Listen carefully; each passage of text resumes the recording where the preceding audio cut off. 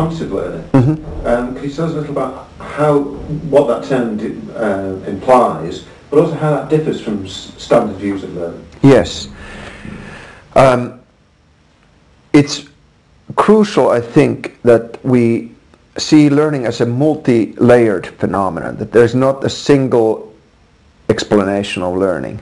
And very useful for me is the work of Gregory Bateson. Bateson distinguishes between learning 1, learning 2, learning 3. Learning 1 being basically conditioning. People, learn to act properly in their environment by being reinforced and sometimes punished for the reactions. And that's often very, incidental, tacit, non-conscious kind of learning. Then he points out that always in this type of learning there is also sort of a secondary layer, which he calls learning 2, which means that we also learn the rules of the game. We not only learn the right answers in school, but we also learn how to become students, for instance. We learn to behave, we learn to acquire character, we learn to cheat, we learn to succeed, etc. We learn all these things which are not in the explicit curriculum. So that would be learning 2. We also learn to experiment with our environments a little bit, to see how much they bend. Can we bend the rules? Can we get away with things, etc. So this type of learning 2 is always embedded in whatever we try to learn.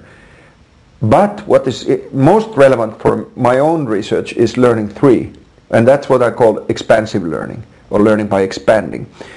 And that refers to processes where human beings sometimes end up in real contradictory situations in their activity systems, where the demands or messages that are directed at them are conflicting so to an extent that you feel that you're in a double bind. Whatever you do is wrong, that you can't do it right. And in those situations, people sometimes engage in what Bateson would call learning 3. In a sense, they distance themselves from this given context to construct a bigger picture, a bigger context, to expand the context.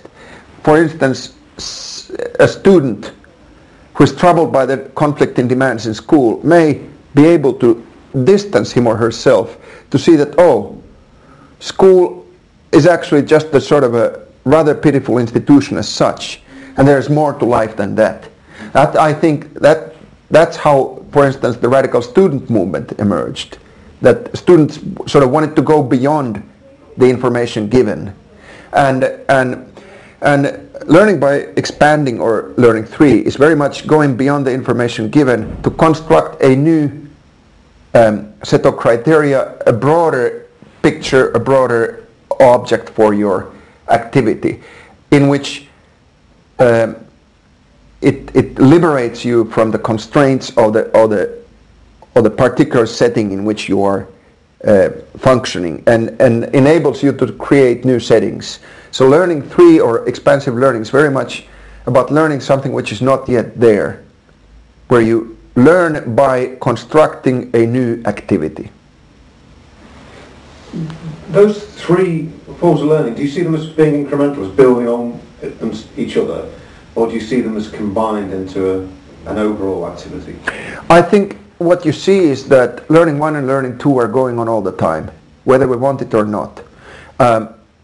What learning 3 is a fairly rare occasion. We see sort of early beginnings of learning 3 all the time, because they take the form of questioning and deviance. But oftentimes they are thwarted or suppressed. An individual deviant becomes just what the deviant is, namely, marginalized, sometimes stigmatized, sometimes even just basically silenced.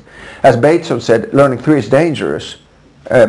People may go crazy, they fall on the wayside, they become coined as weirds, strange